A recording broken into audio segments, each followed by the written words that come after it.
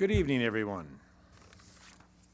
First, I guess, take care of little details here, but Alderman Parker, you got it? First have to do a roll call. Oh, roll call first. All right, I apologize. No, you're fine. Roll call. Alderwoman Swanson. Here. Alderman Parker. Alderman Poulos. Here. Alderman Geenan, absent. Alderman Clark. Here. Alderman Hurt. Here. Alderman Spargattis. Present. Mayor Tomes. Here. You have a quorum. Thank Now you. do this. All right. Alderman Parker notified the city through the city clerk, Judith Gilbert, that he would not be physically present for the meeting tonight due to work commitments out of town, and made a request to participate remotely per city ordinance. Is there a motion to allow Alderman Parker to participate in the council meeting remotely? So move. Second. All those in favor? Aye. Aye. Okay. Dylan, are you there? Thank you. I'm here. All right. If we don't mind, we'll do the Pledge of Allegiance. Remain standing for a moment of silence. Pledge allegiance to the flag of the United States of America and to the republic for which it stands, one nation, under God, indivisible, with liberty and justice for all.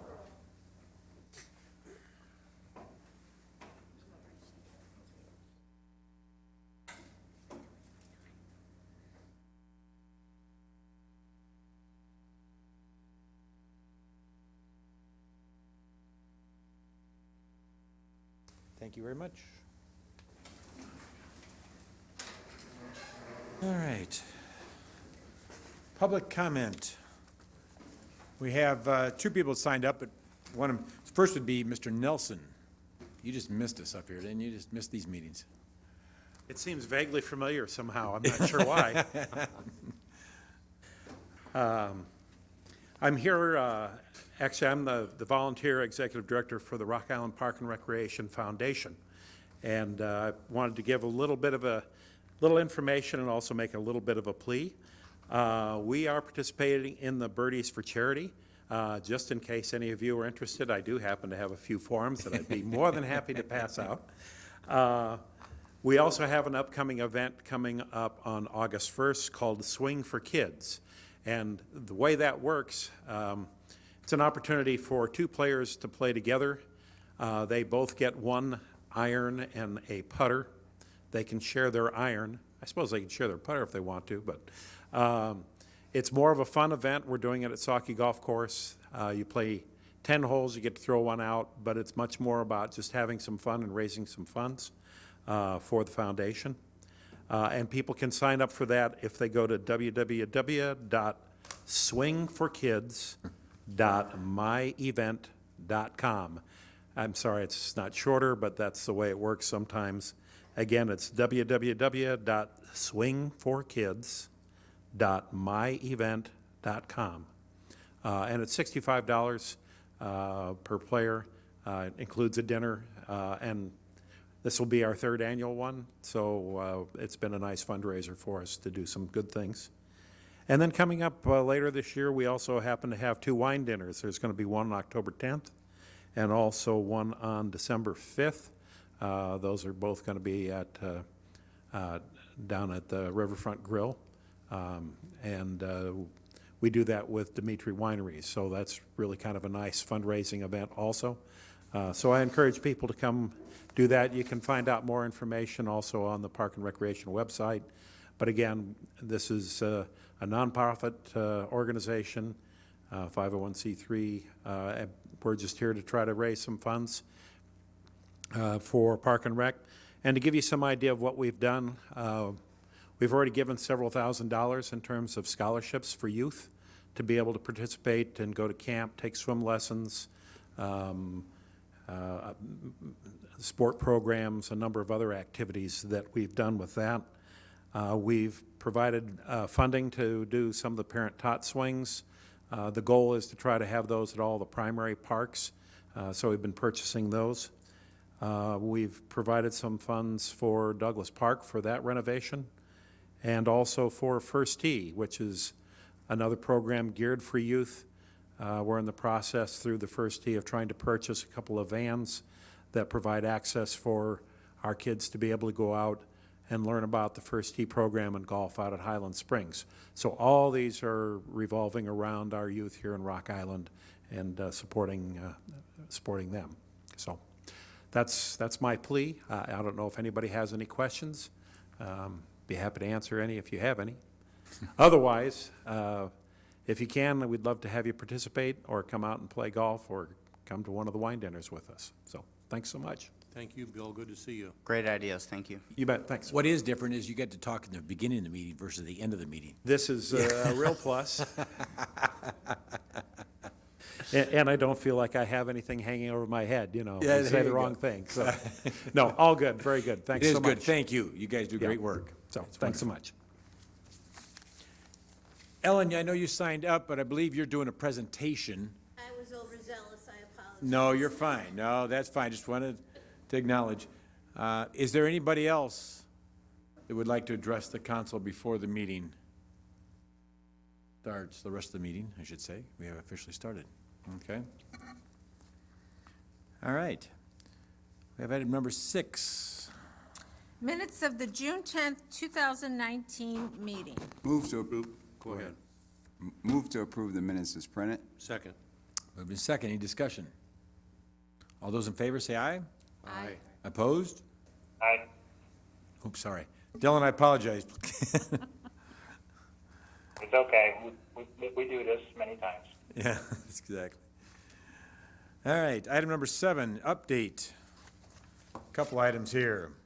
Quad City Navy Week, Navy Band Wind Ensemble at Schriever Park. Quad Cities is honored to host Quad City Navy Week, a celebration of the United States Navy from June 24th to the 28th. Join us for a concert at Schriever Riverfront Park on Wednesday, June 26th from 6 p.m. to 8 p.m. As Navy Week begins, it's fun for Rock Island. Enjoy a rousing concert by talented Navy musicians from Navy Band Great Lakes Wind Ensemble. Event is free and open to the public. The gates will open and the concessions will be served by Bent River Brewing Company and Rock Island Park and Rec starting at 6 p.m. The Big River Brass Band from Quad Cities will play from 6:30 to 7 p.m. The Navy Band Great Lakes Wind Ensemble will play from 7:15 to 8. Red, White, and Boom annual celebration at Schriever Riverfront Park will be held on Wednesday, July 3rd. Activities begin at 5 p.m. with inflatables for kids, food vendors, and a beer garden. A special military tribute takes place at 5 p.m., and fireworks will be from the Arsenal Island this year, close to the Lock and Dam, at 9:30. DJ Jeff James will kick off the stage activities at 5:15, and live music will be Country Couch Potatoes. At 6:30, a performance by Metropolitan Youth Drill Team of Rock Island will perform. We will then welcome to the stage Past Crew on 80s, an 80s tribute band at 7 p.m. Custom choreographed music will be played by 96.9 FM, 97X, during the show. Admission is free, and free parking will be available downtown in the parking ramp and on the streets. A handicap shuttle will provide rides from the parking garage to the park entrance to those requiring assistance. For more information, please call Rock Island Parks and Recreation at 309-732-2775. Everyone needs to have a safe, happy 4th of July. Tell on Your Neighbor Awards. Each year, residents of Rock Island are encouraged to tell on your neighbor by nominating yards in their neighborhood that they find to be the most appealing or most improved. The City of Rock Island's Beautification Commission will review all entries, and awards will be presented at the August 26, 2019 City Council meeting. Nominations can be made through August 9th, 2019. Digital photos of nominated yards are required, but please do not go on private property.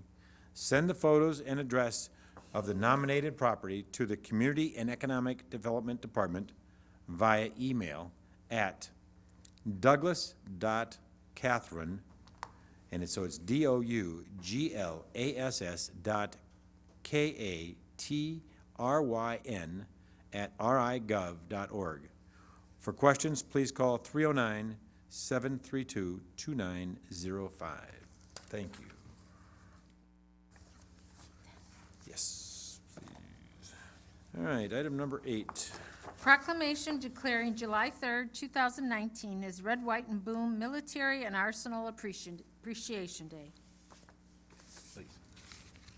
Proclamation. Whereas the cities of Rock Island, Illinois, and Davenport, Iowa have been cooperative neighbors since the founding of each community in 1835 and 1836 respectively. And whereas there exists a long history of collaboration dating back to the 1950s, when the two communities were connected by the first railroad bridge across the Mississippi River. And whereas Red, White, and Boom is celebrating its 15th anniversary of cooperation between these two communities. And whereas River Vision is a cooperative plan for the redevelopment of the riverfront between the two cities. And whereas the execution of said plan has brought continuous improvements and enhanced the quality of life along both riverfronts.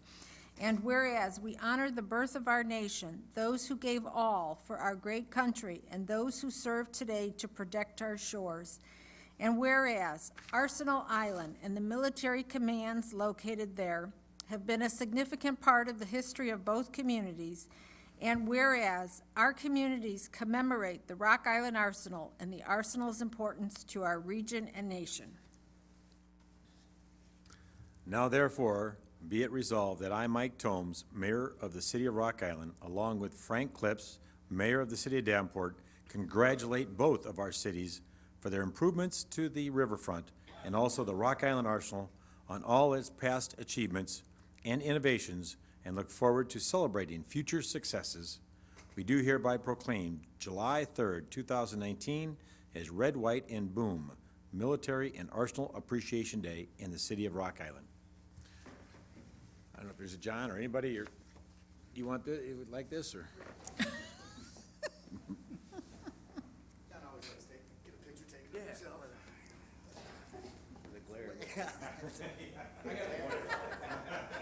If I was up there, it wouldn't get taken. We were both up here. All right, smile wide. 1, 2, 3. All right. Good progress.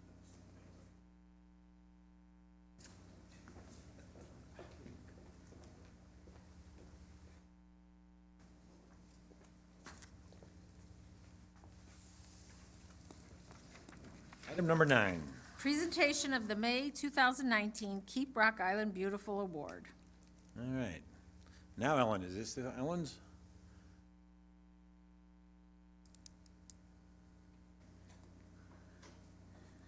This month, we are granting the Keep Rock Island Beautiful Award to Alleman High School.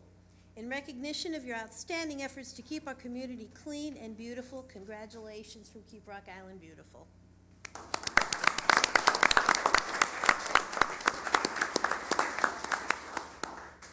You guys want to come up here? Mayor, how are you? Wonderful, good to see you.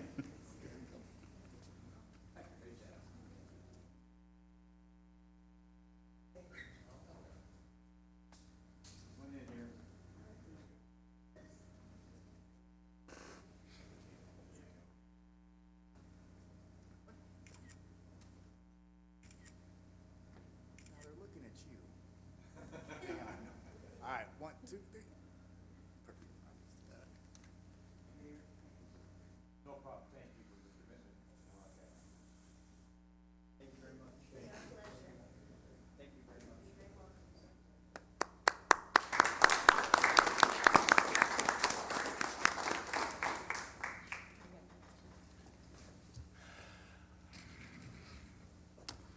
Item number 10. Presentation of the auditor's financial report for calendar year 2018. Thank you. While Tim brings up the presentation, I wanted to introduce our guest tonight and outline the process that we've gone through to get here tonight at the end of June. Earlier this evening, we did have a 45-minute close to study session with the council where we went through quite a bit of the audit, explaining the audit documents. And so tonight, this agenda item is a presentation by the partner of Lauterbach and Amon, the firm that City of Rock Island has hired to be our external auditors. We have Jamie Wilkie here with us tonight. The city is in year 2 of a 5-year audit engagement with Lauterbach and Amon. Also here tonight, I have Linda Barnes, our accounting supervisor, who has a primary role in overseeing all of the accounting aspects of the city and oversees the accountant staff and manages the audit. After tonight, there is another agenda item later in the meeting, a report where the council will formally approve the audit. At that point, we have lots of work to do the rest of this week. First of all, tomorrow morning, you will see our approved audit and documents on the city's website under the Finance tab. And then we have lots of other documents to file with various agencies and organizations before June 30th. So with that, I'll turn it over to Jamie.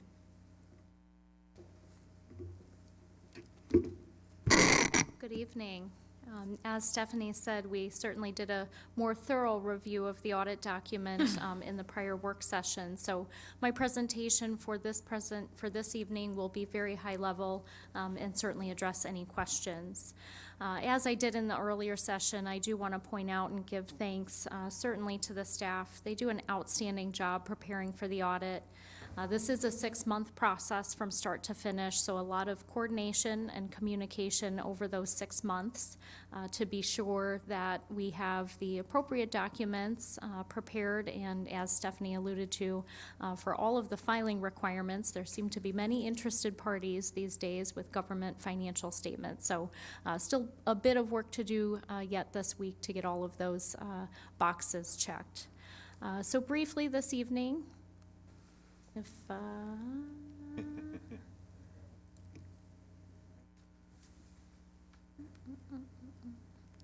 Yep. My apologies. Looks like we're on a bit of a delay, maybe. Here we go. My apologies. So the goals of the financial statement audit, twofold. One, to ensure that the financial statements as presented are materially correct. The second goal is really an assessment of the internal control environment.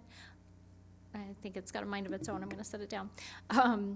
Just making sure that we can rely upon those policies and procedures that the city has put in place to ensure that the numbers and balances that have been provided to us are in fact accurate.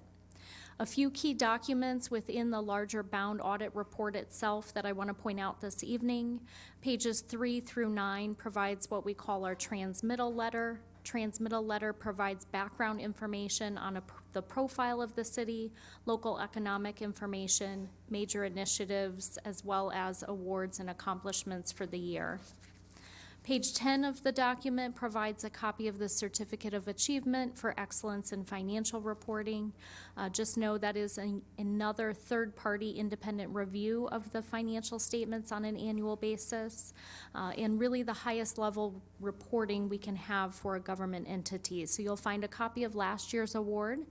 Part of the filings yet for this week will be submitting the document to the award program for the 2018 fiscal year. The independent auditor's report is provided on pages 11 through 13 of the document. Being that we had a clean audit process, no testing, results that we need to communicate this evening to the council, we have issued what we call an unmodified opinion. That is a clean opinion and the highest level opinion that we can issue for a government entity.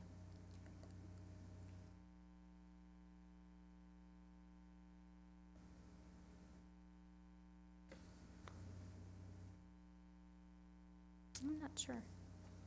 Oh, there we go. Pages 14 through 26 is indicated as another key component of the annual audit, a section that I do encourage council to read in detail. It's what we call our management's discussion and analysis section. You'll find key trends and highlights outlined within this section of the document, really intended to be the executive summary. Management does, in fact, prepare this piece of the audit, and certainly their focus is to ensure, in kind of layman's terms, the discussions around those results for the fiscal year. So just a couple of key notes. The general fund did end the year with a surplus of about $1.2 million. That puts it at about a 25% reserve in comparison to expenditures for the fiscal year. So roughly a 3-month reserve, which is typically what we see for municipal government entities. Pages 27 through 46 provide the basic financial statements. We reviewed the results of those in detail during the study session, but I did want to point out that section of the document. That is, in fact, where you will find all of the summarized financial statements and results for the fiscal year.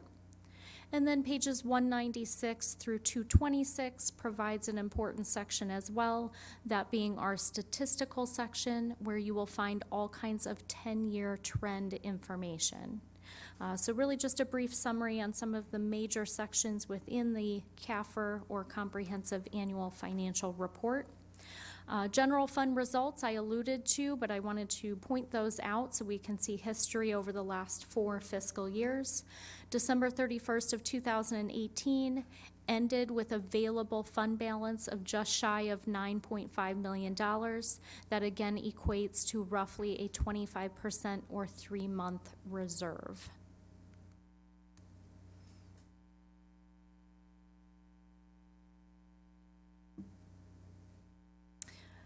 Couple of other reports that are required to be issued. Our single audit report, that is for federal grant expenditures in excess of $750,000. We did issue, in fact, for that as well, an unmodified opinion on those compliance requirements. There was one small required housekeeping finding that we did disclose within that document, really related to restating the fund balances for the new implementation pieces of the health insurance retiree concept that we discussed in detail during the prior study session.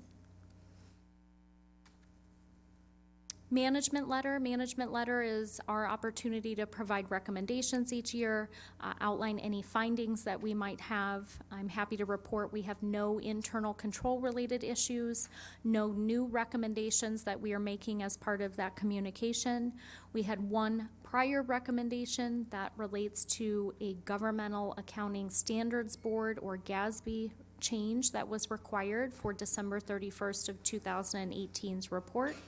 I'm happy to report that the city has fully implemented that requirement, and so moving forward, that recommendation will be officially removed from the management letter document. And last slide, my contact information. Obviously, Stephanie has that as well. I know it's a very large document to get through, but certainly if you have questions as you continue to review the document, I'm always happy to address those. I provided my contact information, and certainly I'd be happy to address any questions this evening. Questions? Thank you. Thank you.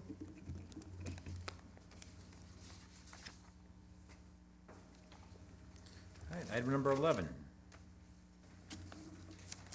Mayor Tomes will close the regular meeting and open a public hearing regarding the HUD CDBG regional analysis of the impediments to fair housing choice.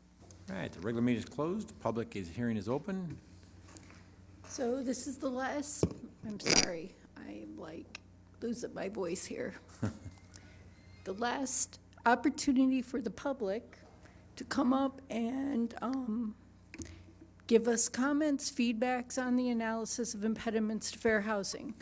Once it's approved tonight, it will begin to be incorporated into our other CDBG work that we do, our other reports, plans, and how we operate. So if there's any public comment, we would love to hear it. Yes, anybody would like to come up, speak about the HUD public funding, fair housing. Anybody out there? I don't see anybody wants to talk about it. All right. They got the opportunity. All right, we're going to close the public hearing and reopen the regular meeting. And we need a motion. Move to accept and approve the analysis of impediments to fair housing choice as submitted. Second. Moved and second. Any discussion? Roll call, please. Alderwoman Swanson. Yes. Parker. Aye. Pulis. Aye. Clark. Aye. Hurt. Yes.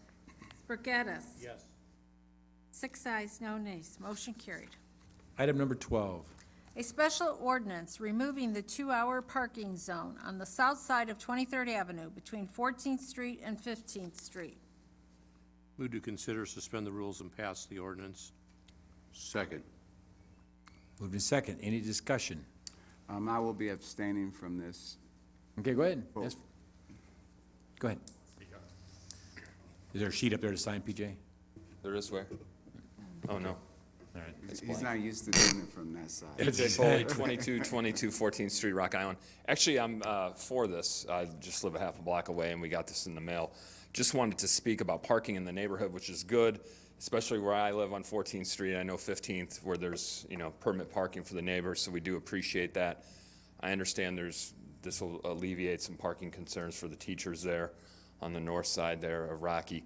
What I do ask in consideration for further down the road, I know from the parking lot down to 17th, I know that's not in play here, but if that is ever under consideration, that probably not happen, because there is congestion in the morning sometimes when parents are dropping off students on the north side, and also especially when picking up, that I notice. So just wanted to say no concerns at all. I don't think my neighborhood has any concerns, or did when they turned this in. But just thinking down the road, if the high school would want it further down 17 towards the football stadium, that probably not happen. But I don't foresee any issues on that. So thanks, and great to be back. Thank you, PJ. Good to see you. Stick around. All right. Roll call, please. Alderwoman Swanson. Yes. Parker. Aye. Pulis. Aye. Hurt. Yes. Spargattis. Yes. 5 ayes, no nays. Motion carried. Item 13. A special ordinance establishing a handicap parking space at 1515 7th Street. Move to consider suspending the rules and pass the ordinance. Second. Moved and second. Any discussion?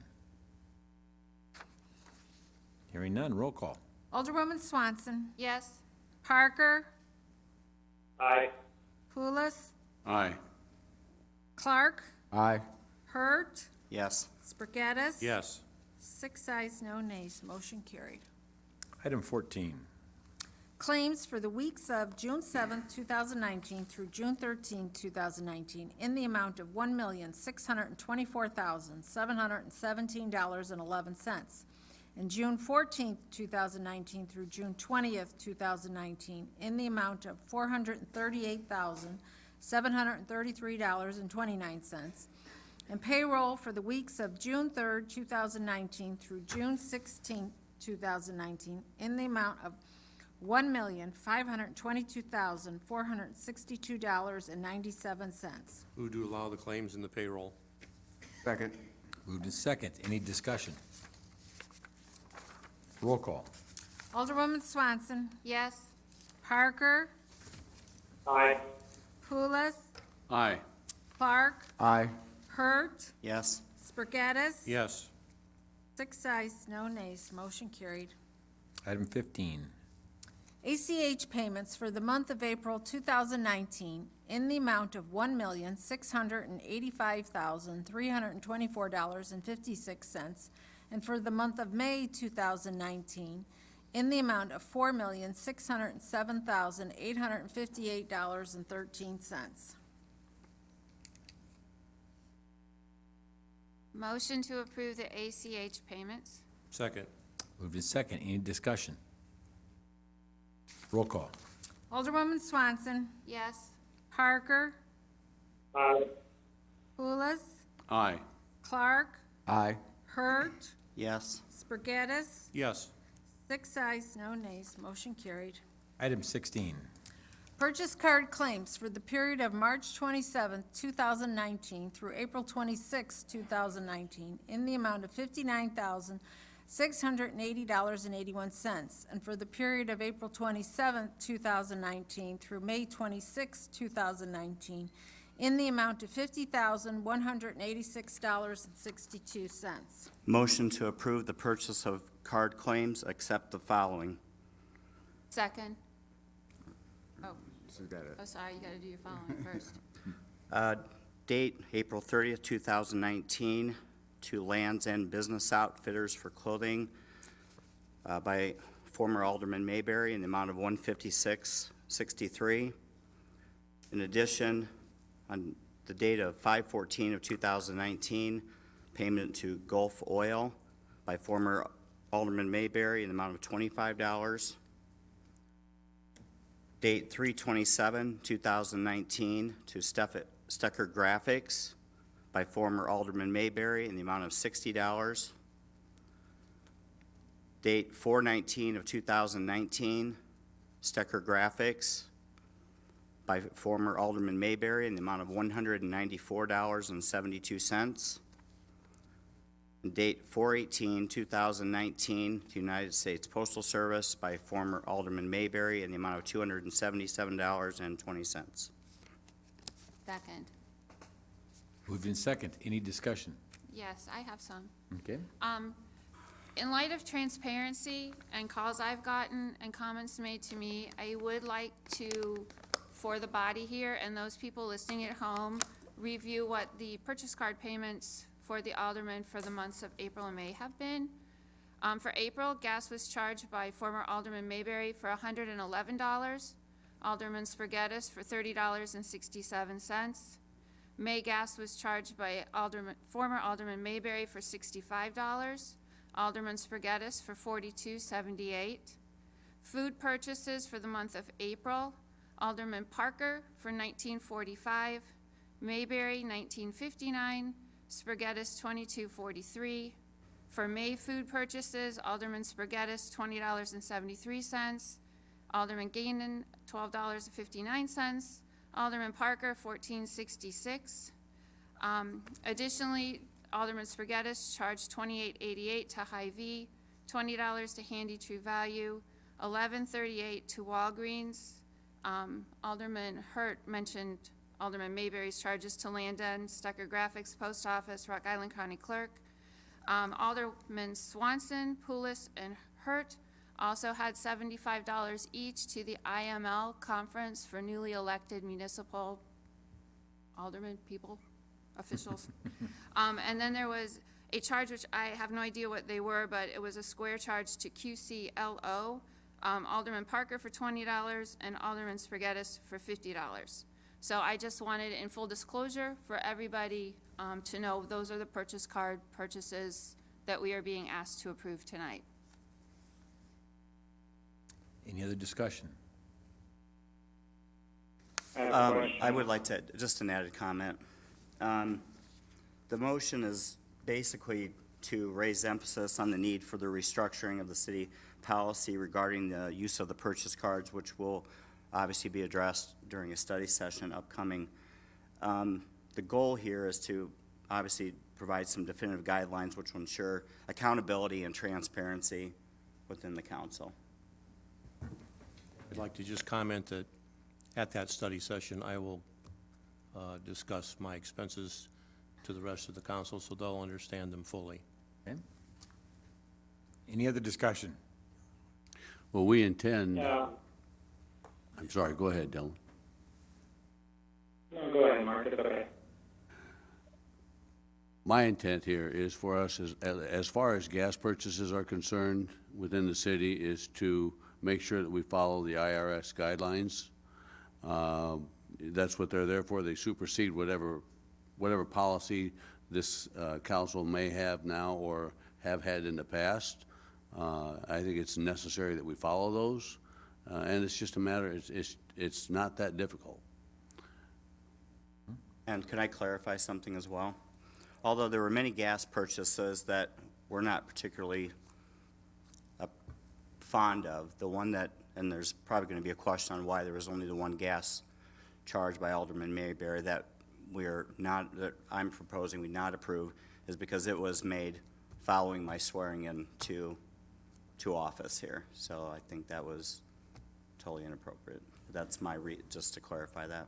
Alderman Parker, you wanted to say something?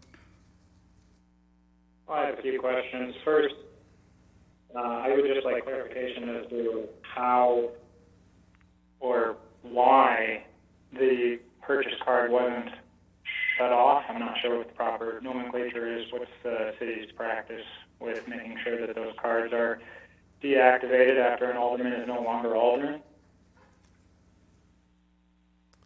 Stephanie, I don't know if you want to address that, Stephanie, or?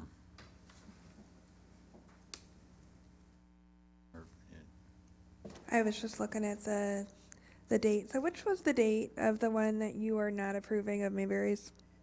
Of the gas, are you referring? May 14th. May 14th. It could have been the timing of when the transaction was settled at the terminal. I did shut off the purchase cards that next day following the swearing in. So it could have just been a matter of how the transaction flowed through the credit card system. So, like the city has a credit card terminal. If we forget to batch out tonight, and we don't batch out for 2 days from now, that transaction will post to that customer's account 2 days from now, not on the date of the actual purchase. So it could have been something along those lines. May have been, it may not, but I'm going to stand my ground on that particular date, though. Understood. The I other just thing wanted I'd to have like to clarification. bring up is the fact that we are being asked to approve purchase cards that were made 2 months ago and that have already been paid. So the ones that we are asking to not be approved, I guess I would like to ask that a letter be sent requesting repayment, knowing that might be futile, but at least I would like to go through the motions to go ahead and do that, because I want the taxpayers to know that we are serious, taking this serious, and that we actually are fighting for appropriate spending of your taxpayer dollars.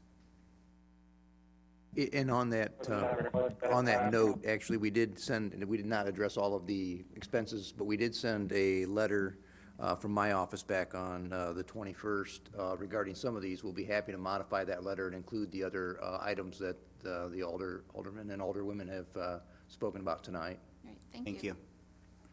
Mayor Toland, I believe Alderman Parker was trying to. Yeah, sorry about the complication here. You're okay. Another question. So just the process of this, when we are approving things, has the vendor been paid, or by us not approving this, will the vendor not be paid? And if we don't approve it and the vendor's been paid, are we just basically saying that Alderman Mayberry has to pay us back? Is that the idea? Yeah, that's correct. The vendor was paid when the transaction was made, just like any credit card or debit card. Okay. And so then we're we are just sending saying a that letter it's asking for a confident. refund per the council's guidance. Okay, and then my last question, or I guess comment, is I'm not opposed to reconsidering the current expenditure policy, but we have a policy in place.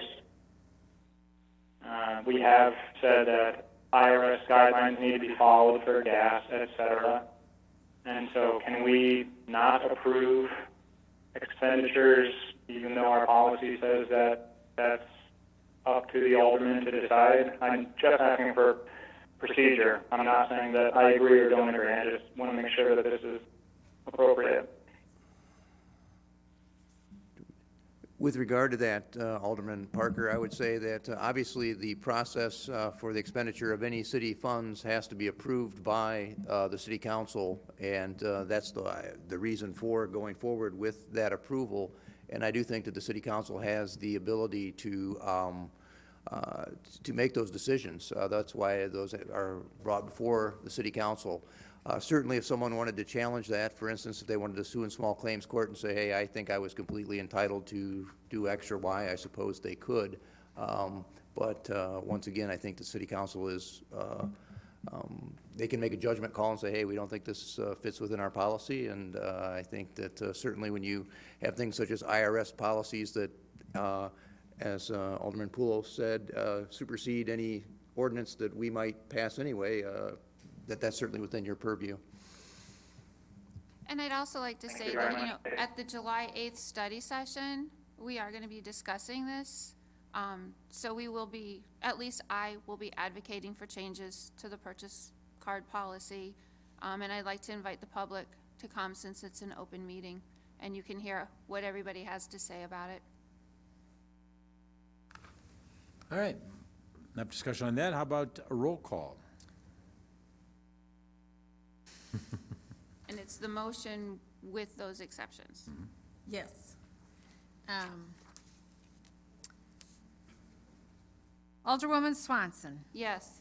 Parker. Aye. Pulis. Aye. Clark. Aye. Hurt. Yes.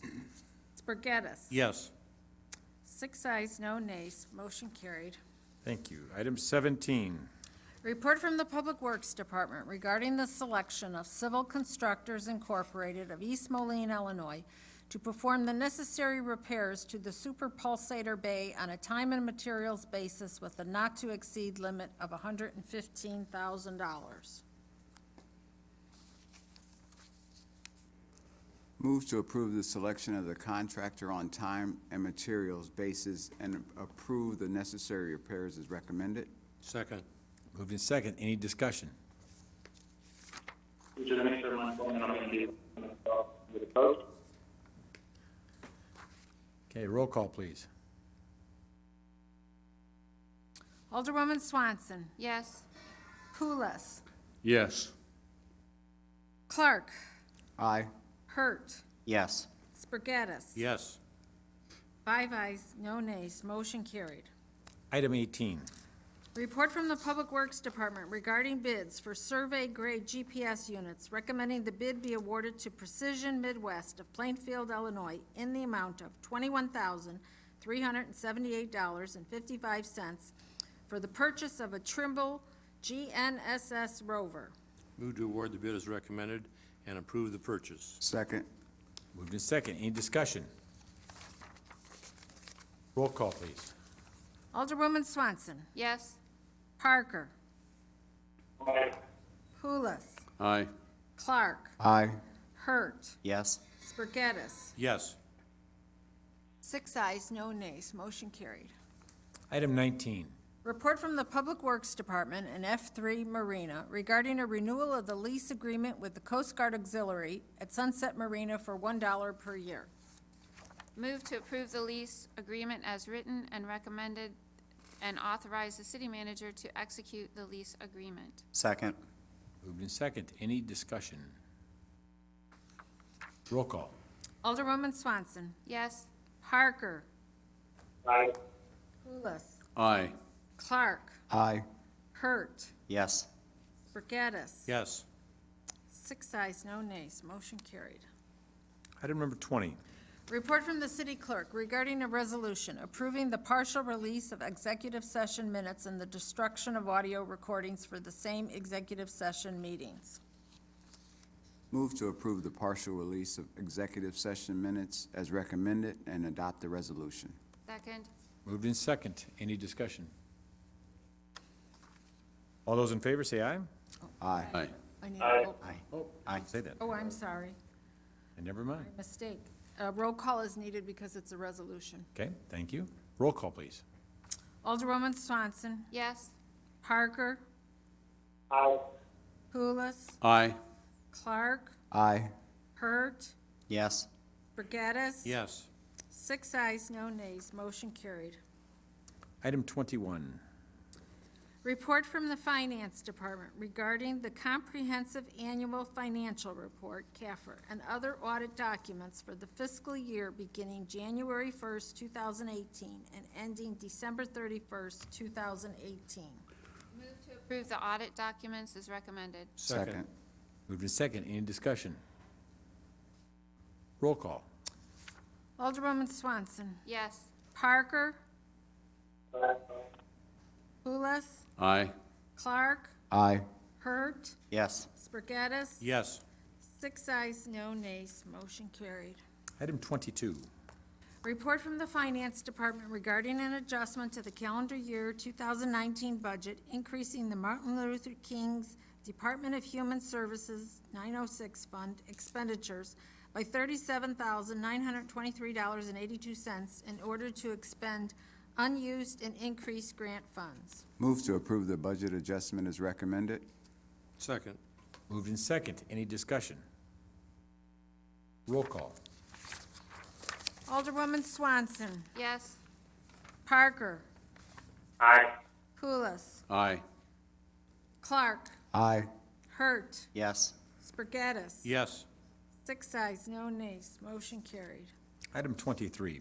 Report from the Public Works Department and F3 Marina regarding boater fee credits at Sunset Marina for current 2019 leaseholders due to extreme flood issues.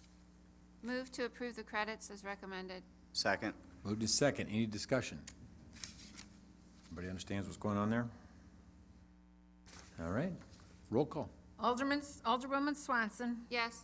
Parker. Aye. Pulis. Aye. Clark. Aye. Hurt. Yes. Spargattis. Yes. 6 ayes, no nays. Motion carried. Item 24. Report from the Public Works Department and F3 Marina regarding a recommendation to disband the Sunset Marina Boaters Advisory Committee.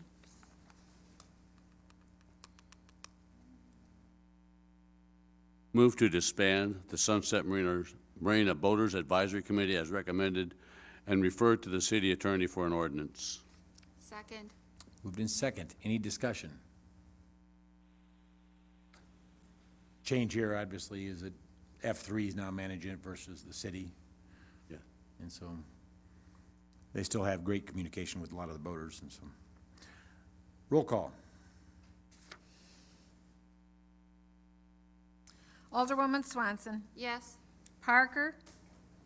Aye. Pulis. Aye. Clark. Aye. Hurt. Yes. Spargattis. Yes. 6 ayes, no nays. Motion carried. Item 25.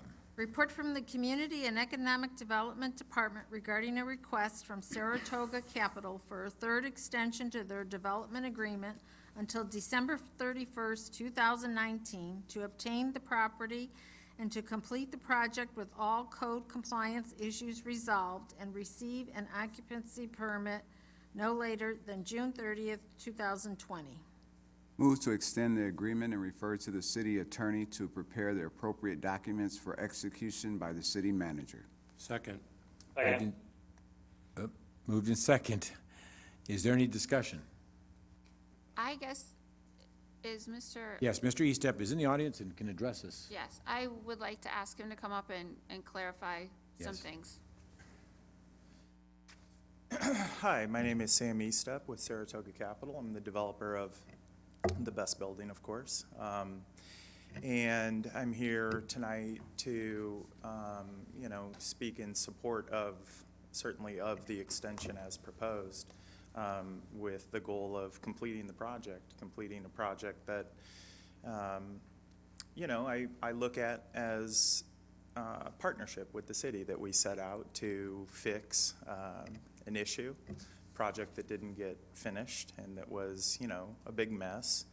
I've been developing real estate in Quad Cities for about 12 years, starting with Hotel Blackhawk, which is what brought myself here with my previous company, Restoration St. Louis, and from then have had tremendous success and have built a very big life in Quad Cities. So I'm very committed to my business here, my business interests, and completing the project.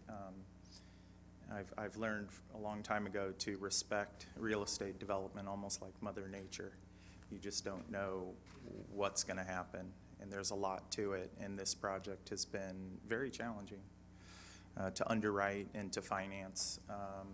And this past spring, we were as close as, I thought we were at the finish line and that we'd be closed this summer, and I mean on the financing package. That's the last thing to occur. We've had two major challenges in the year of 2018, which was our only full year of development period, after I took ownership of the property on 12/31/17 or 12/27 or end of year 2017. So I'd just like to thank you guys for the opportunity to speak in support of the extension and to personally, to be here in person, to reaffirm my commitment to this project. I've never not completed a project that I've started, and I don't see that changing if you agree. And again, I see this as a partnership. I see, probably needing more support or resolve, and certainly not less. And that's what I would ask from the city here tonight. I have a question. Just to confirm, are the property taxes now, they are caught up, is that correct? Probably not. I have a question. But that's, and I can clarify that. I don't know if that. Yes, please something. do. Sure.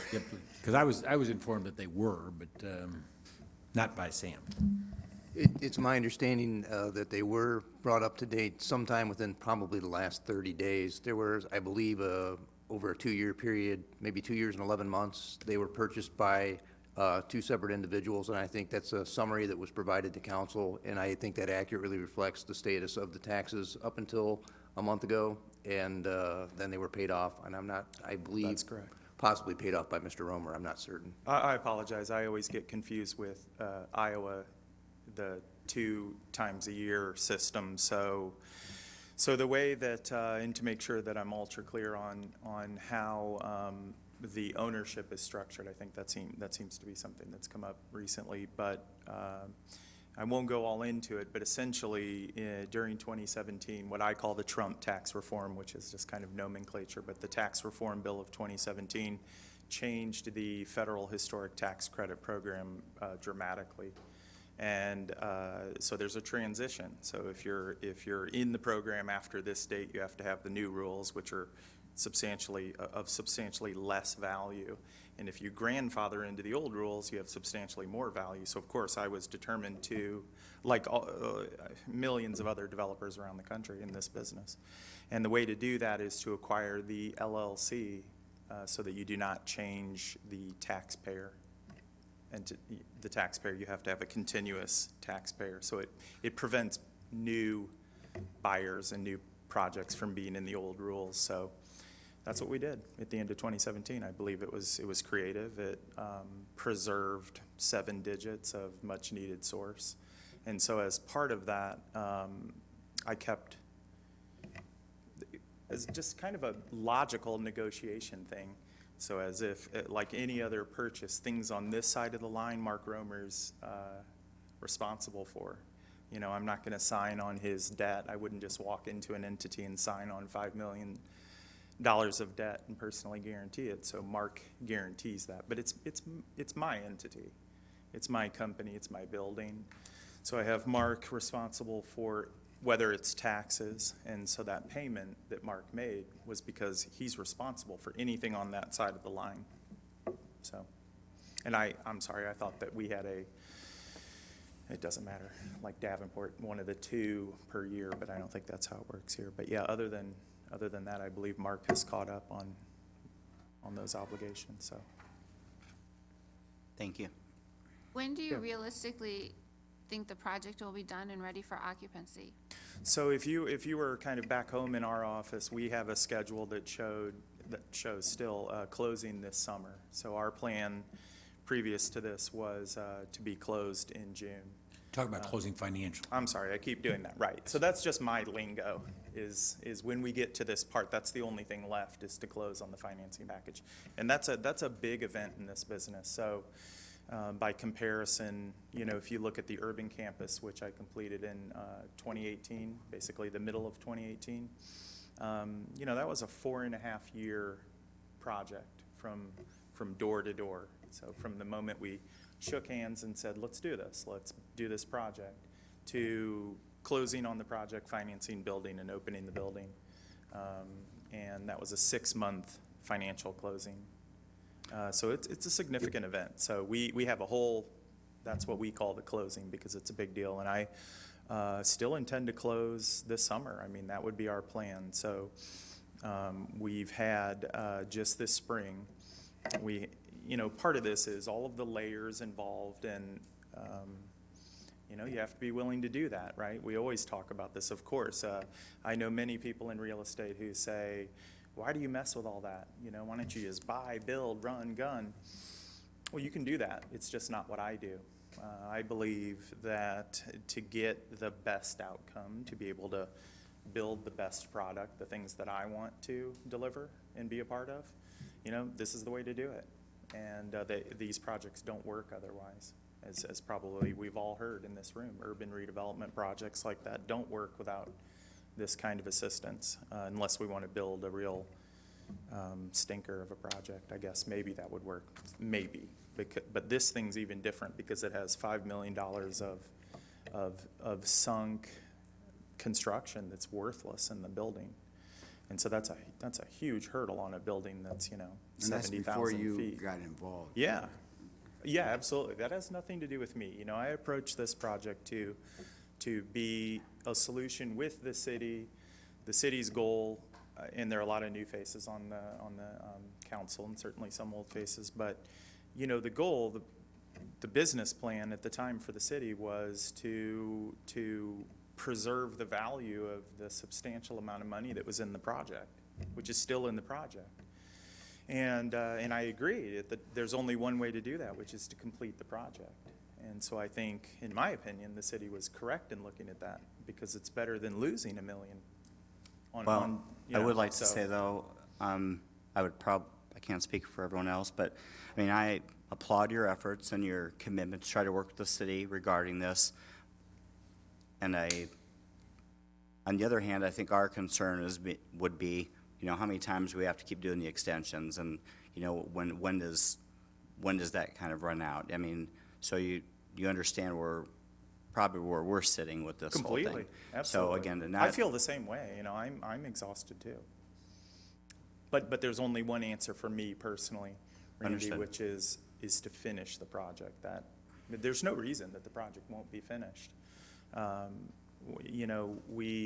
It's our two of our major challenges. One was a cost challenge. The budget, the market brought us pricing that was twice our budget amount. So our budget is somewhere in the 5 million range. I could probably live with 5.5, and it came out at almost 9 million.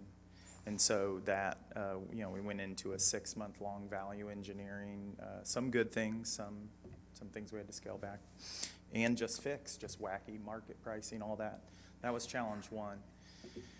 And as part of that, we decided to go for another program, which is the New Markets program. We didn't have that in the plan to begin with, and we've only had one window of those awards. They're once a year. They just came out. In the 2018 award, we weren't looking for New Markets yet. Those came along in the fall of 2018. So we put together a deal with a local CDE here. It was very, very close to all coming together. But again, that's kind of the story. There's no reason that can't happen again. We're in that window right now. Those allocations are out there, just announced. And yeah, I fully intend to secure one and get this deal closed. Will this be your last extension, ask for extension? I think, from what I'm hearing, it will be. Well, I have some concerns. I don't want to be back here in front of you guys. I don't do well the longer this takes, but sorry, Mark. I have some concerns. Number one is, I received this document, I'm sure you also received it as a timeline, and there were, as I look at it, there were 14 breaches of the agreement in Article 2. with Saratoga Capital dated August 31st, 2017. And the second one is if the extension is not allowed, what prohibits you from continuing? I mean, clearly I don't know of anyone else that wants to jump in and take your place. If they do, can I have their number? If I had it, I would give it to you. If I knew something, I would give it to you. I agree. There's no one out there who would want this project. So there really is nothing to prohibit working with the city, even without the extension. And if there is something that you do obtain funding and you say, hey, I have the funding, I would like to come back and get it inked into an agreement, it could be forwarded to legal and have an agreement. I'm sorry, but that just isn't the way that it works. I mean, right now, I should be out there making a deal with the entities that I need to make a deal with, right? So those are the community development entities, the CDEs. That's what everyone else is doing.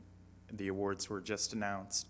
If I don't have, so when I say the support goes away by the fact of not having an extension, not having a development agreement with the city, I'm toast.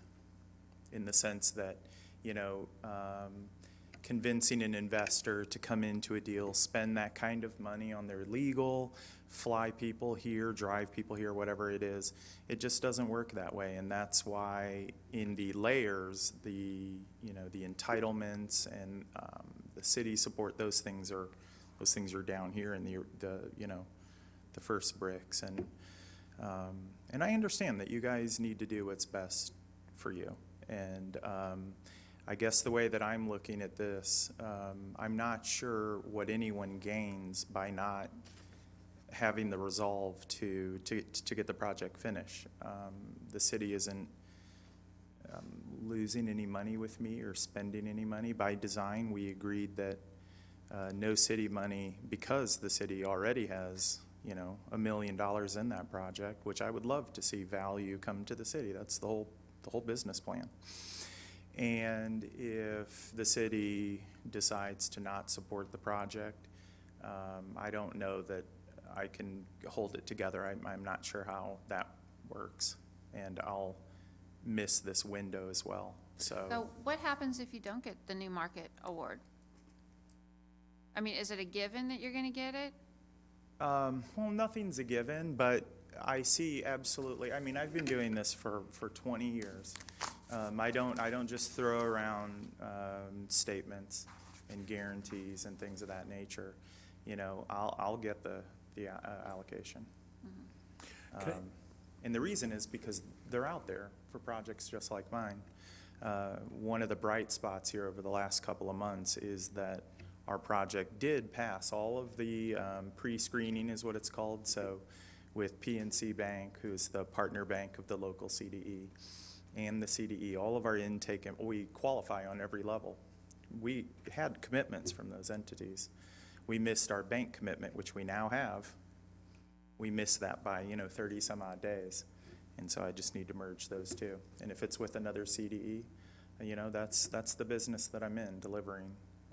So it's just being out there. But so again, I can't stress enough that this is our first window in that award window for this particular piece, which is the last piece that I need, which is what makes it a relevant discussion, because that's what I have right in front of me. And so when does that award window close?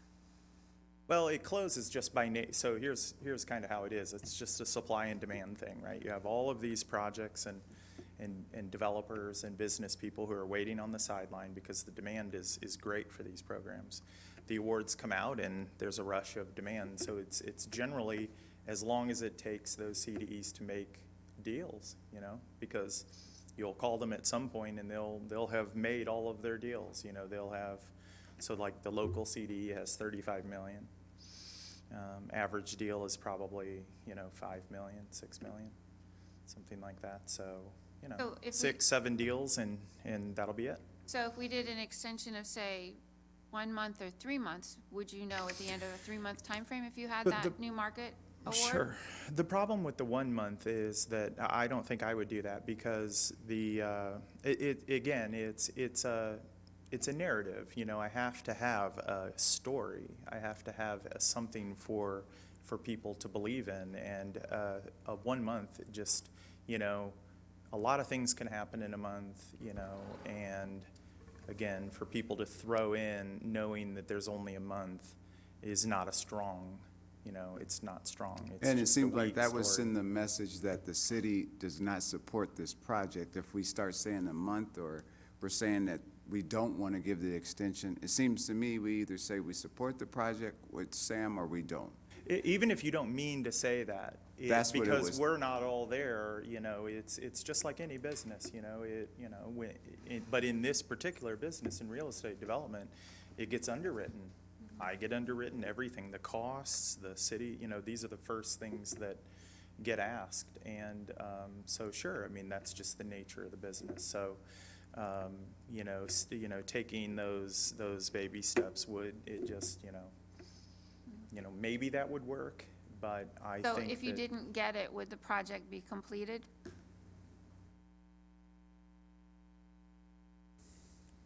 I'm gonna do everything that I can to complete the project. So if, let's say, city support goes away and I have to deal with that building, and I have to do something.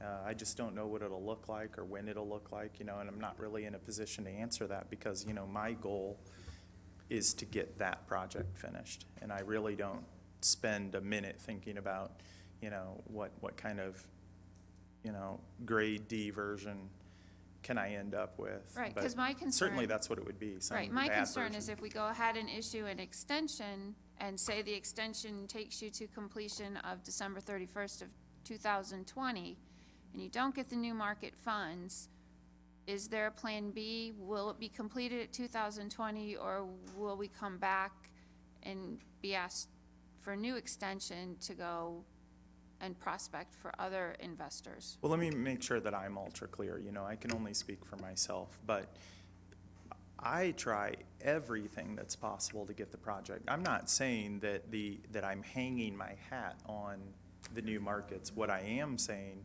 is that that's my current plan. So as far as giving you guys an update of what is right in front of me, what's our current plan, if you were in my office looking at our plan, well, it's a new market tax credit strategy, and that's what's right in front of us. But if that goes away and everything goes away, it all comes back to me, you know, and I know that. I'll be trying to make it work until there's nothing left to do, or I make it work.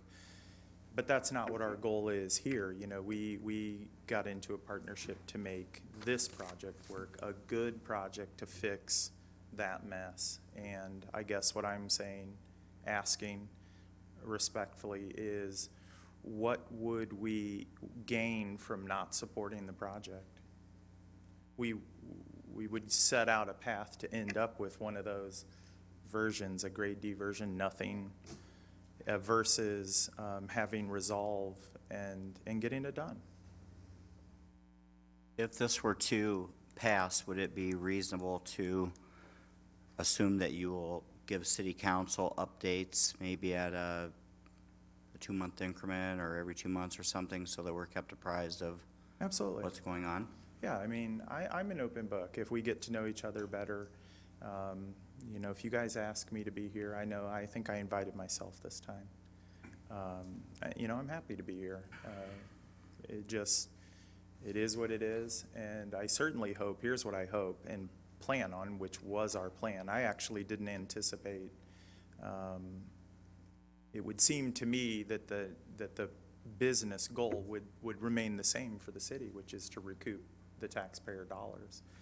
And if the answer is an emphatic yes, absolutely. I see this as a partnership.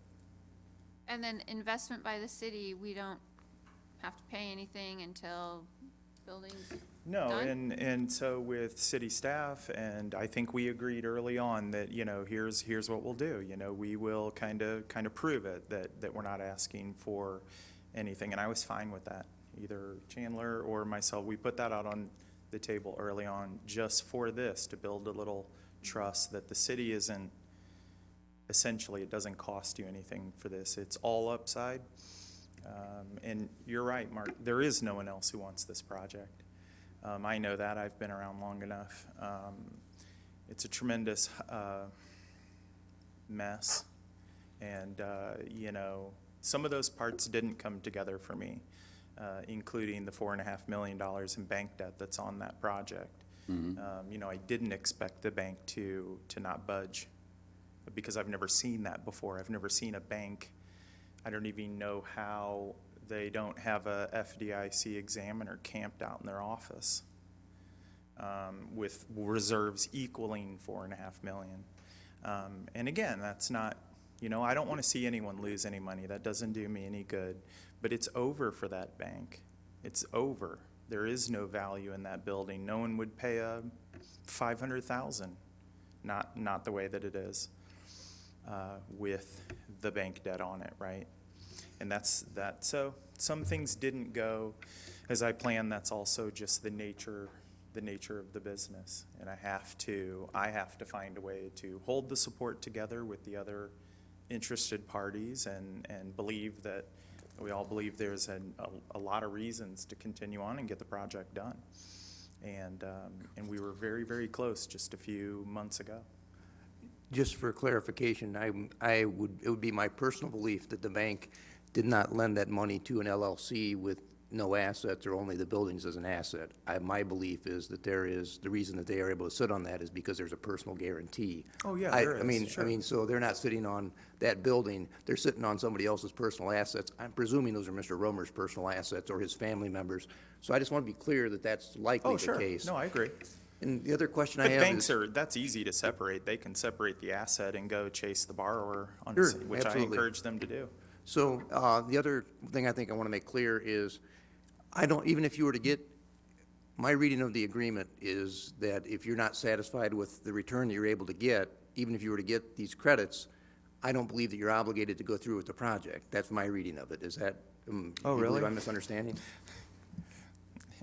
I can't say that I know that clause. I mean, I'm not spending time rifling through the agreement trying to find a way out of this thing. So I can tell you right now, the Sure. return doesn't look good for me. So Right, I just want council to be aware of what my belief is anyway. I think it's my duty to tell them that. That's all. I'm not familiar with that. I'm not sure what the purpose of that clause would serve, but it gives me a big contingency. That's my recollection, is that as written, that there's not anything, if the numbers don't work out, that you're able to not have any of your own personal assets in the game and able to say, hey, I don't want the deal. That's my recollection. Yeah, I'm not familiar with that. So I have a question. You just made a comment about your return does not look good. Can you clarify what you mean by that? I didn't say that. Oh, I'm sorry. My return already doesn't, I'm just being, I guess, sarcastic. Well, because my point so- is, you tell me that, I'm thinking, okay, so then why would you bother? No, well, I'll answer that. Look, I'm in this for the long term, and there's no pot of gold is all I meant. There's no big payday in this project for me. We could all sit down and it would take, maybe Dave's more familiar looking at this stuff, but we could all look at it. You'll see there's no big money here, and that's, I guess, all I meant. It's a thin deal. I've done deals that, would make your eyes pop out, and I could go spend my time on those, but I finish what I start. I've got a business here, I've got business interests here, and I intend to, if you're willing, to finish the project. Real quick, you talk about the city's already got $1 million in it or a type deal. I'm aware of $710,000 paid out to Romer earlier in the project. Where's the remaining amount that the city has in it? You keep talking about the city's got $1 million. I guess we could verify that. I mean, my recollection is it was 1.45 in and then 450,000 paid back, but maybe you're right. That's so what maybe it's already paid. I know $710,000 has already been paid. Oh, okay, so maybe it's to Mark on 2 different payments. And then there was some remaining stuff that we stopped paying because the project stopped. Yeah, could be. I could be You keep throwing the mistaken. $1 million out there, and I wasn't sure that, I wasn't reconciling that. My memory was that it was 1,450,000 in, of city That he's already money. got it? No, and then there was a repayment of more or less 450 netting a million, but I could be wrong. There was a total of 1.45. And he was paid half of that. Okay, I stand corrected, 700,000. Okay, that's Yeah. fine, I just trying to reconcile. My fault. Alderman Poulos, you had a question earlier Still a about lot of money. Absolutely. development agreement, and it is correct that to go to a CDE, he would need our development agreement. For instance, our local CED wouldn't talk to you unless you have everything in order already by the time you get there. So Yeah. that's accurate. Sure. Yes. As briefly as I can. I was originally, when this first started to come up with council, and I just mean this last week by originally, I was originally opposed to extending the agreement. I thought we should just let it expire. I had a phone conversation this afternoon with Mr. Estep, and we went over some things, and I basically changed my mind because I'm feeling like we're in a partnership, and it's like being in a long-distance race, and we're getting closer to the goal, and I don't want to quit the race and start over until we give him every opportunity, and I would like to make this extension possible for you, but I did write down on my piece of paper here, final, meaning I might not be willing to give you another one. I mean, I understand what you're saying in terms of you're having to deal with each situation as it arises, and if something doesn't go right, then you've got to go at it again or at a different angle, et cetera. But I'm hoping the council will realize how much the city has invested in time and whatever monies. And the other thing I wanted to just mention, on the report from Community and Economic Development, there's 4.5 lines of print that have no detailed information for us, other than the fact that there are dates that are expiring for ownership of the property and occupancy permit. And then, just before the meeting, we're handed a detailed list of 3 pages of information, which I tried to scan through as quickly as possible. Well, And- that's and I just, don't- that's let me a time, finish, I'm Randy, sorry. just let me finish. I don't think that's the best way to do things. I think we should have had this information with our packets of information with the rest of the council, for the rest of the agenda on Friday, so we could have had time to read through it and thoughtfully ask some questions, and I'm hoping that this doesn't happen again. And that was just a timeline, basically a more detailed thing of what you've been given already. But, yeah, should have had the whole thing. We didn't put that together until today, so That's you're right. right, should have been. I guess I would like to follow up on, Oh, go ahead, Dylan. well, I would just like to follow up on Alderman Spaghetti's comment. Here we have a developer from the private industry who is trying to secure a $15 million project in downtown Rock Island, where everybody knows that it's not the most, there's not a lot of players in the game down there at the moment.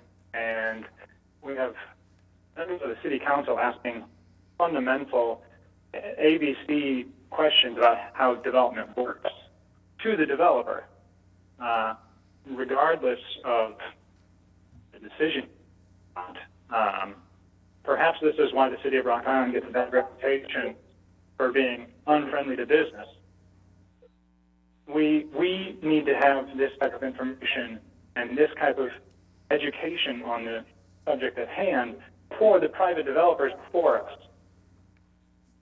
I apologize to Step. I know that you've been working hard on this project. I know that you didn't even know that this was going to be sprung on you. We should have had a much more thorough conversation when we're talking about a $15 million project in downtown Rock Island before springing on us and saying, hey, make this decision without any kind of counsel from staff. That's all I had to say. I want to know, how many other projects do we have going on downtown? How many other $1 million projects do we have going on downtown? Ms. Brahmani's is one. That's $1 million project. That's half a million. No, I said million, Mayor. is what Yeah, I was- it's close to $1 million. Her project's close to $1 million. Okay, so we have Ms. Brahmani's, and that's a business that is moving from one side of town to another side of town, correct? The point I'm trying to make is Rock Island needs to be friendlier to business. We are acting like we have Portillo's going in on 11th Street. And I just don't understand why are we bringing Mr. Eastep in without having a meeting, without having maybe bringing a couple aldermen in and having a conversation and actually show the gentleman that we want to be partners moving forward. And then when we hear something we don't like, then we say as a group, we don't want to go forward with this gentleman. But the way it's sounding tonight, respectfully, I feel the new aldermen have been told information and had their minds changed in a certain direction or pushed to a certain direction just based off the questions I'm hearing from them. And I say that respectfully, not to disrespect. I feel that staff, you needed more time to understand this situation. Did they go back and say, Mr. Eastep got into a situation that was terrible, everyone on the council was upset with it, and he comes up and steps up and tries to make the deal happen, and we're all happy at the time. Now we're acting like he doesn't even belong in Rock Island. We don't even want you in Rock Island. That's what I'm hearing. If I'm wrong, I apologize. But we need to do a better job of inviting people to the city of Rock Island, especially to do business. And if someone has a better plan, I would like to hear it tonight. If not, I would like us to be reasonable and think about what's best for the city of Rock Island. Those are good, excuse me, those are good comments and everything else. The only downside is that, and I would love to see this investment, and I think that Sam and his group can do it. And we do want to make it welcoming. The only other side of that is that this is a large investment by the taxpayers also. Okay? That it's, whether it's by all said and done, it's a $2.4 million investment by the taxpayers that they deserve, and we should be, look at and make sure that all the T's are crossed and I's are dotted, and that it's done on a timely basis. That everybody lives up to their word. And I'm not saying you're not. It was a complicated issue. The new market tax credits added some things. The historic tax credits came in late, on the state side, came in part of the way through the project. And so that complicated it and caused delays, justifiably so. But as an investor, just like a bank has a lot of questions. You go do the bank, and what do they ask you to, all the information, personal financial information, et cetera. We don't require those, but we still should require some things to make sure that we're involved with and make sure that our investment is still in the right place. But the way you do And things, so- Mayor, it says something about our city. So- Not you, sir. No, I understand. I the didn't way- take it that way. The way we handle business, it says something about our city. So, With all due respect, What Alderman I Clark. believe in is communication. Absolutely. Can only be a good thing. So Absolutely. here's what my life is. I have interns that do nothing but respond to banks. I call that my compliance department in this new Dodd-Frank era of regulation. And my joke is, you want to be a banker, what is tobacco taken? It's, the most highly regulated business. My life is nothing but carbon copying, updates. That's fine with me. That's my existence. And if that would make folks feel better, I think the difference with the bank is that the bank is putting out money to build a project, right, with many complications. If there's a construction lien that gets recorded before the bank's first mortgage, they've got a big problem. If their developer fails, they're sitting on a failed loan. The deal we made, you guys will bring the money to the grand opening. We'll have a cheers, and then you'll put your money in.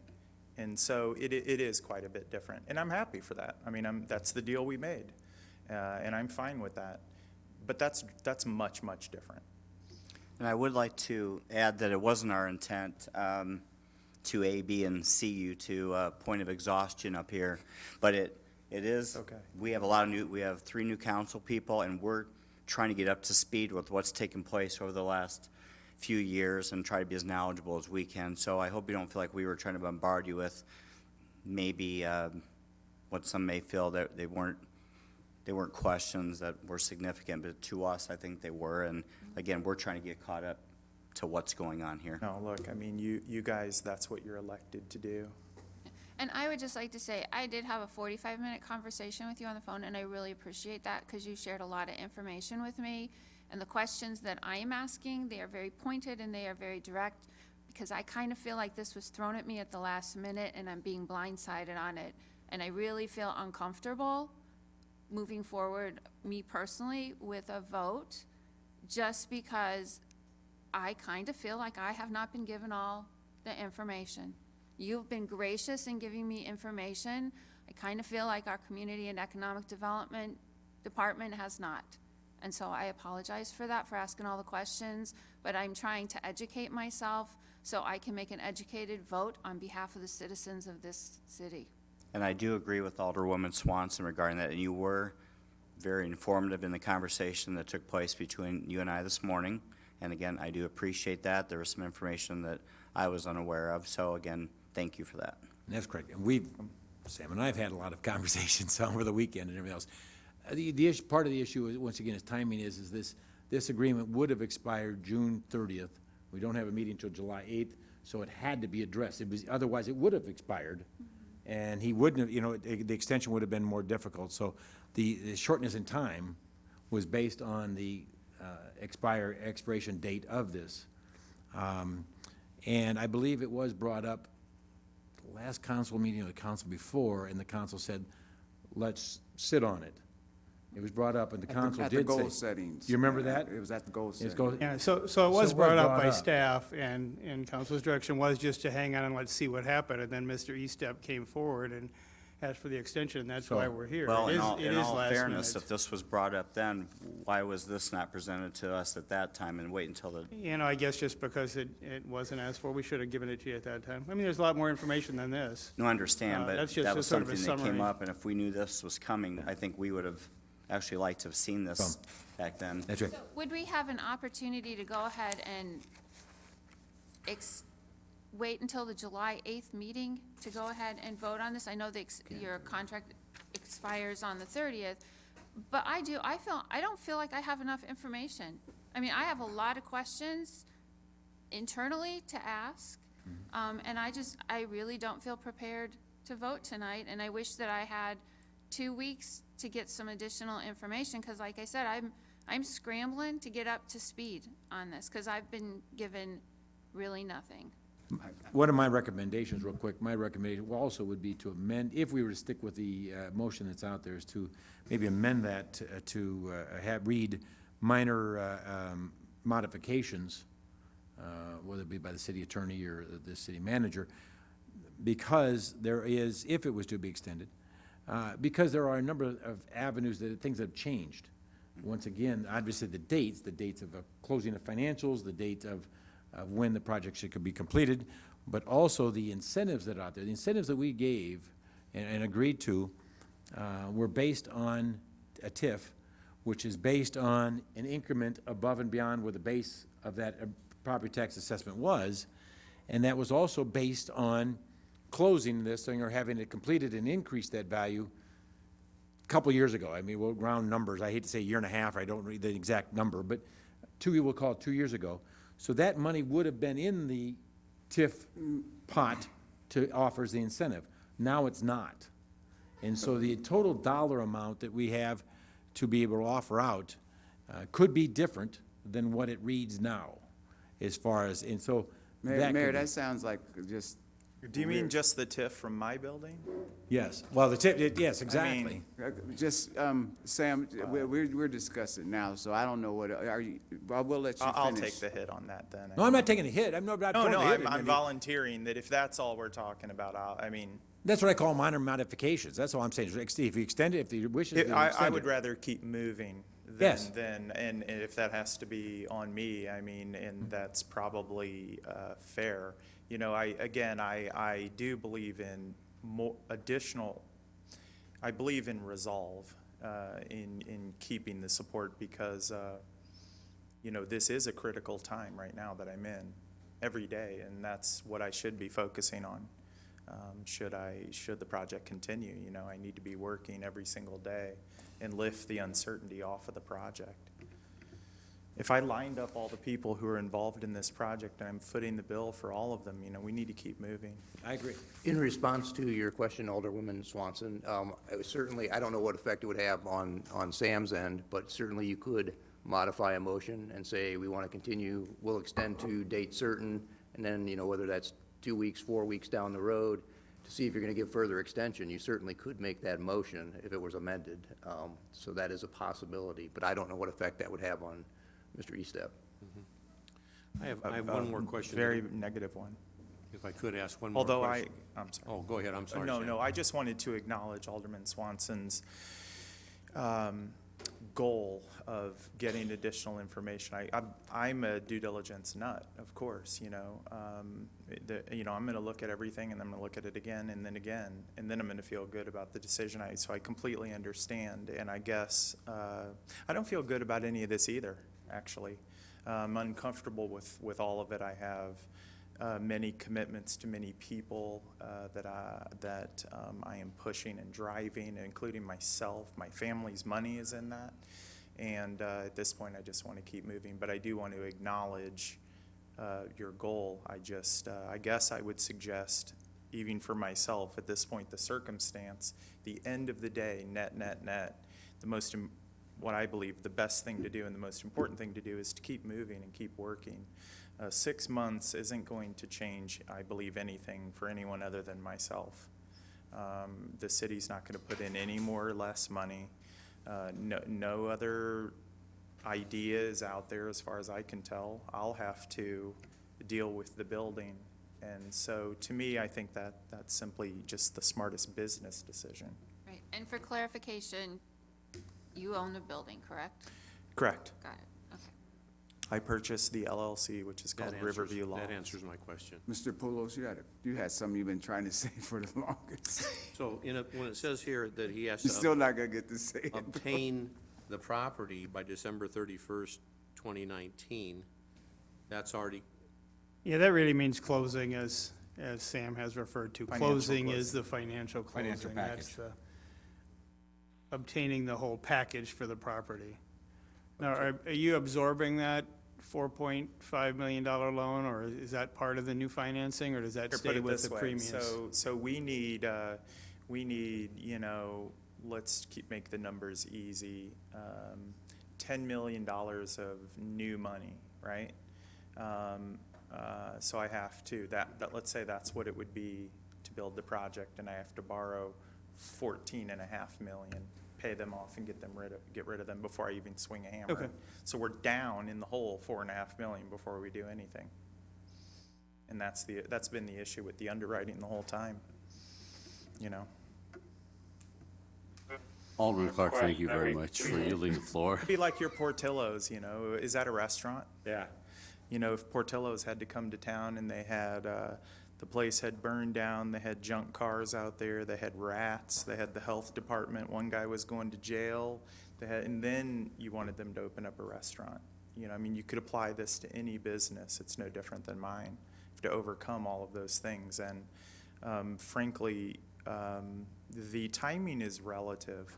I did agree to these timelines, but I saw them as arbitrary all the way. I'm a very conservative person, and I'm not one to guarantee, something of this nature with all of those unknowns for all of us. Again, those things that were there before me.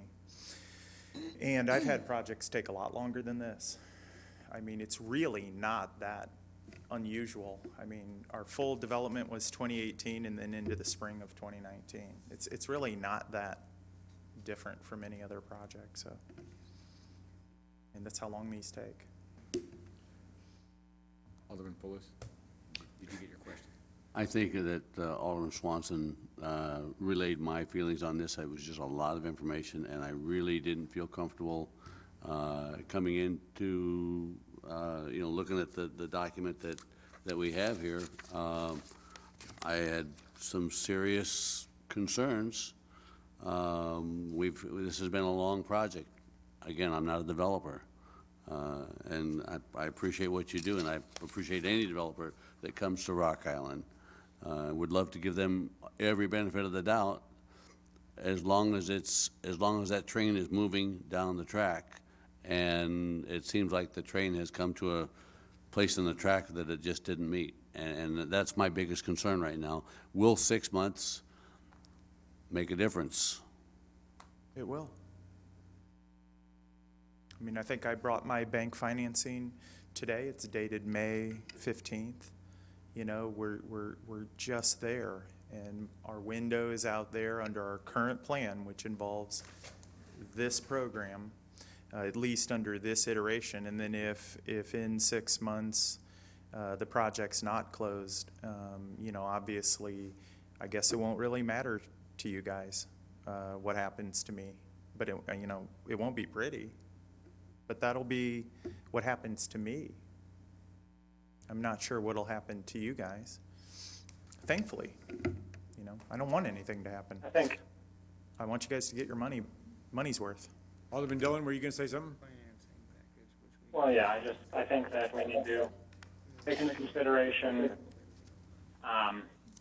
what is the outcome making the decision tonight. We either extend the contract or we don't. If we don't extend the contract, the project is done, period. The $750,000 that the city of Rock Island has already invested in it is potentially lost.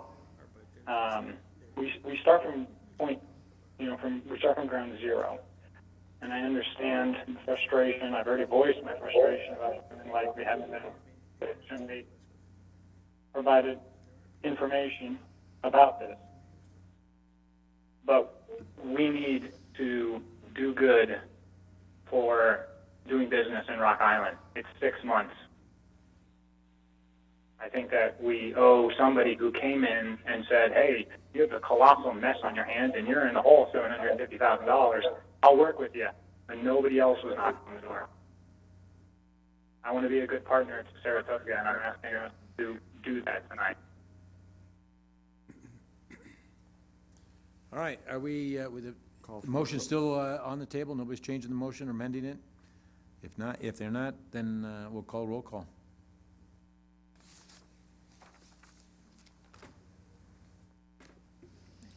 Okay, I'm ready. Alderwoman Swanson. Yes. Parker. Aye. Ulis. Nay. Clark. Aye. Hurt. Yes. Brigettis. Yes. 5 ayes, 1 nay. Motion passed. Thank you very much. Thank you. And I hope to, you know, if you guys want to invite me back up as soon as you would like, I'll be here. So Very good. let me know. Thank you. Thank so you, much. Thank appreciate you. it. Okay, item number 26. Report from the mayor regarding designation of Mayor Pro Tem. I move to nominate Ivory Clark. I move to nominate Mark Poulos.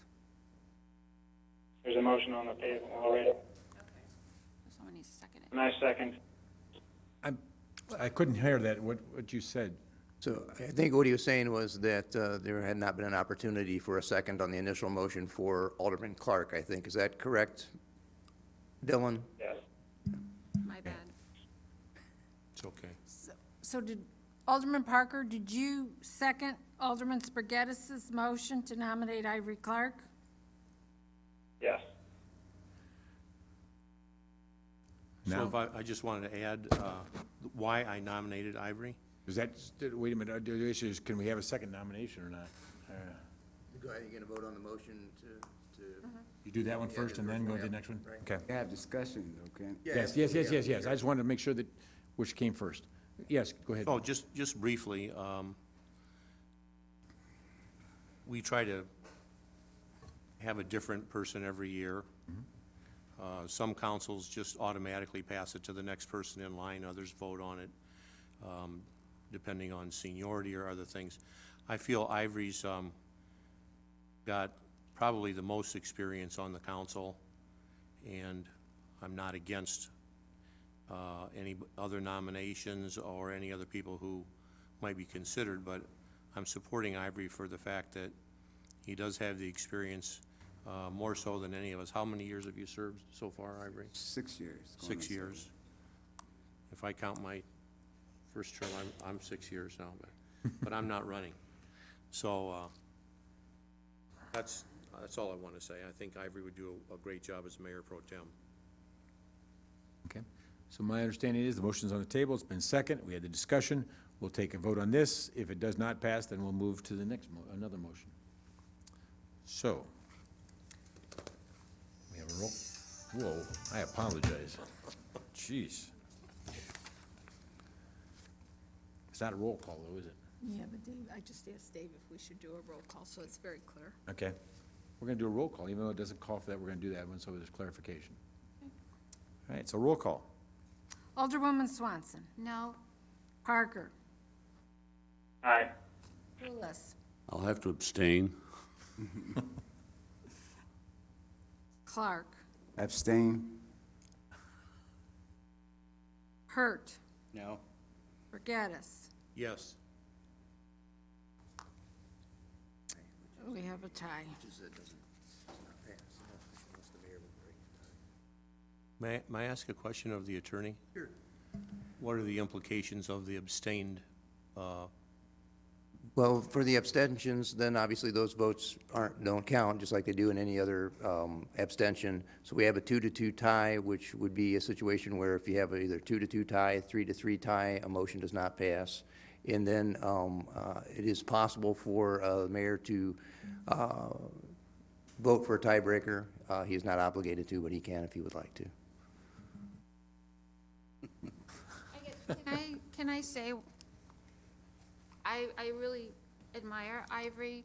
My concern is the job of mayor pro tem means that they need to be at events when the mayor can't. There's a lot of community events that happen during the day. I think Mark has more flexibility to attend those events when the mayor can't. And I think my other biggest kind of issue I have is I just feel like if somebody's going to be mayor pro tem, then we need to make sure that all our I's are dotted and all our T's are crossed in everything that we do with, you know, reimbursement forms, expense accounts, everything needs to be done properly in the way it's supposed to be. And I guess that's my issue. And I may add, I'm pretty sure that Alderman Poulos does show up to just about every ribbon cutting and event that does take place, so.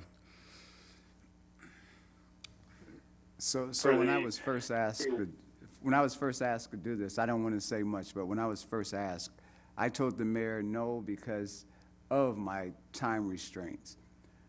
But considering that this is the first year for Alderman Poulos, I thought that was a lot to put on someone being in their first year. So I said I would do it due to that fact. As far as talking about expense reports, you have to have more information if you're referring to me, Alderwoman Swanson. You have to have more information, because you weren't around any time where I dealt with the expense report. So if you're referring to me in that manner, respectfully, I would ask that you get more information or come and talk to me, because you've never talked to me about that either. So just respectfully, I would ask that happens. And you and I did talk about this, and you indicated to me that if nobody else came forth or whatever, it didn't make sense, you were willing to, but you didn't Yes. jump up and volunteer because of your time constraints. Yep, and I actually said I would not like to do this, Mayor. That's exactly, because I did talk to. Yes. And so that's where I guess I do have concerns. I don't want to make a mountain out of a molehill. This is, it's important, it's a face to the city. Hopefully I'm available most times and everything else, so it's not an issue. Go ahead. And so what I'm gonna do, because I don't like the way that we're looking as a council. That has never happened since I've been on council, where we had this issue happen like this. So it makes us look divided, and I wish we can just start all over and say we're gonna work together as a council and not do things like this, because it really makes us all look bad. So I'm gonna withdraw. I'm not gonna serve as mayor pro tem, so that we can start over and maybe have a a fresh look at how we're going to deal together as aldermen and alderwomen. Okay. And we need a, then it stays at a tie, it fails, and we need a new motion. I make the motion to appoint Mark Poulos as mayor pro tem. Second. No, we never asked Dylan. Moved in second. Any discussion? Roll call, please.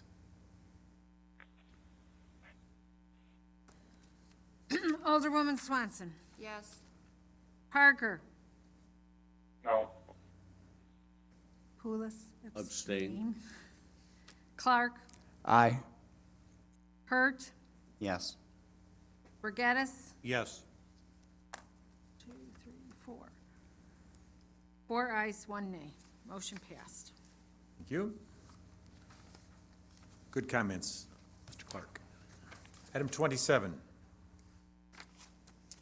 Report from the city clerk regarding a plaza activity event application from Steve's Old Time Tap for the 8th Annual CCKMA Car and Bike Show on Sunday, August 18, 2019, from 11 a.m. to 5 p.m. with street closures of 17th Street between 2nd Avenue and 3rd Avenue, and 3rd Avenue between 17th Street and 18th Street. A request for the outdoor consumption of alcohol in the fenced-in area and the adjacent parking lots, a request for sound amplification, and a request for the waiver of the permit fee since the event is a charitable fundraiser. Motion to approve the event and requests as recommended, including the street closures and waiver of the fee, subject to complying with all plaza and liquor license regulations, and subject to being closed down early if complaints are received. Second. Moved in second. Any discussion? Roll call. Alderwoman Swanson. Yes. Parker. Aye. Poulos. Aye. Clark. Aye. Hurt. Yes. Spargattis. Yes. 6 ayes, no nays. Motion carried. Item 28. Report from the city clerk regarding a request from the Daiquiri Factory for an additional day, September 29, 2019, in their September concert series on the plaza. Motion to approve the request as recommended, including the outdoor sale and consumption of alcohol, subject to complying with all plaza and liquor license regulations, and subject to being closed down early if complaints are received. Second. Moved in second. Any discussion? Roll call. Alderwoman Swanson. Yes. Parker. Aye. Aye. Clark. Aye. Hurt. Yes. Spargattis. Yes. 6 ayes, no nays. Motion carried. Item 29. Report from the city clerk regarding a request for sound amplification from the Rock Island Public Library for their summer reading celebration on Thursday, June 27th, from noon to 3 p.m. Move to approve the request and fee waiver as recommended. Second. Moved in second. Any discussion? Roll call. Alderwoman Swanson. Yes. Parker. Aye. Poulos. Aye. Clark. Aye. Hurt. Yes. Spargattis. Yes. 6 ayes, no nays. Motion carried. Item 30. Report from the city clerk regarding a request for sound amplification from First Baptist Church on Saturday, July 13, 2019, from 10 a.m. to 3 p.m. for their community outreach event on church grounds at 3020 30th Street. Move to approve the sound amplification permit as recommended. Second. Moved in second. Any discussion? Roll call, please. Alderwoman Swanson. Yes. Parker. Aye. Poulos. Aye. Clark. Aye.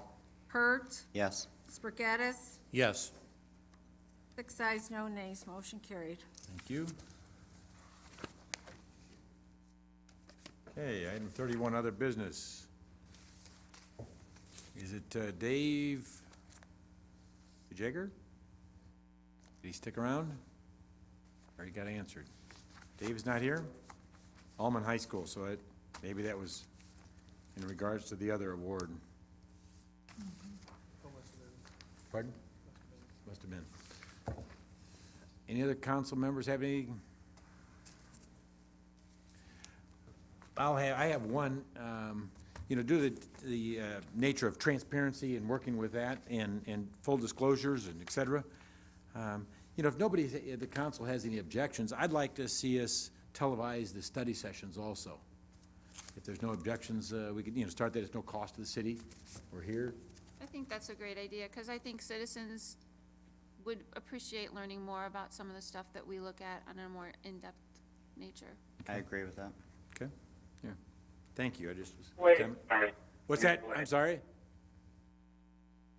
there Dylan? any way that we could just combine the two? Combine the two. I don't think so. I think formalities are different.